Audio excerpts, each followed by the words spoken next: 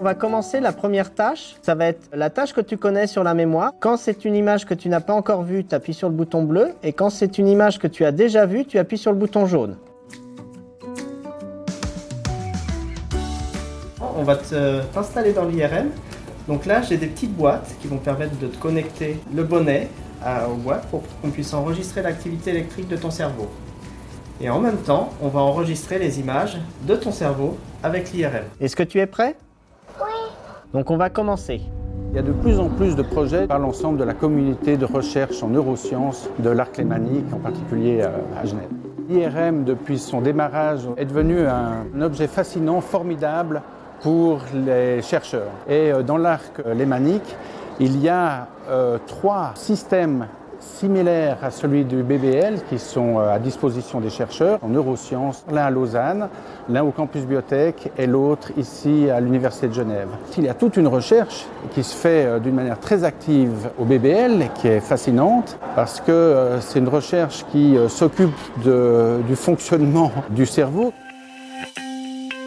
Alors le but de notre centre, c'est vraiment d'utiliser l'imagerie cérébrale pour étudier, visualiser le fonctionnement du cerveau, d'une part dans des conditions normales, c'est des sujets sains, et d'autre part lors de pathologies. L'upgrade qui a eu lieu maintenant était capital pour de nombreuses raisons.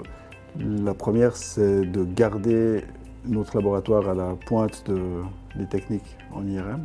La deuxième raison, c'est de pouvoir développer des nouveaux axes de recherche qui sont devenus possibles en fait, avec l'apparition des nouvelles techniques, des nouvelles possibilités d'image, et de pouvoir en fait, imaginer des nouvelles applications d'imagerie pour la recherche sur le cerveau.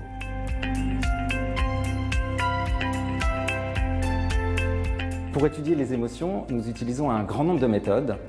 Bien entendu, nous utilisons des stimuli visuels, des stimuli auditifs. Nous pouvons aussi demander à des personnes de se souvenir d'épisodes émotionnels. Et quelque chose qui est assez unique dans notre centre de recherche, nous sommes à ma connaissance le seul centre en Suisse qui permet à la fois d'avoir un gustomètre et un olfactomètre qui sont compatibles IRM fonctionnels pour pouvoir étudier les émotions déclenchées par les odeurs, les parfums et les goûts.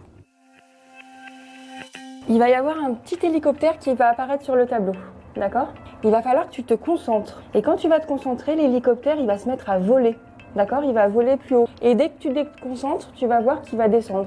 Cette expérience, ça nous permet d'apprendre comment on peut proposer aux enfants qui ont des troubles de l'attention d'autres solutions que de prendre des médicaments, par exemple, et d'utiliser ce qu'on appelle le neurofeedback, ce que tu as fait aujourd'hui, pour pouvoir améliorer les performances des enfants qui ont des troubles de l'attention. Les pathologies qui sont en particulier étudiées dans notre centre sont des pathologies neurologiques qui impliquent des destructions ou des dysfonctionnements d'une partie du cerveau, que ce soit suite à un accident vasculaire, lors de maladies de Parkinson, d'Alzheimer, d'épilepsie. Et puis tout un grand domaine en fait, de pathologies du cerveau qui sont des dysfonctionnements, des difficultés de fonctionnement du cerveau qui sont justement visibles avec nos techniques qui concernent la psychiatrie, en particulier la dépression, les troubles anxieux.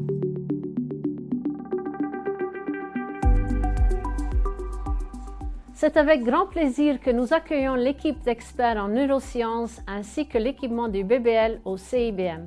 Cette intégration permettra de renforcer les collaborations avec les groupes multidisciplinaires déjà situés sur différents sites entre Genève et Lausanne.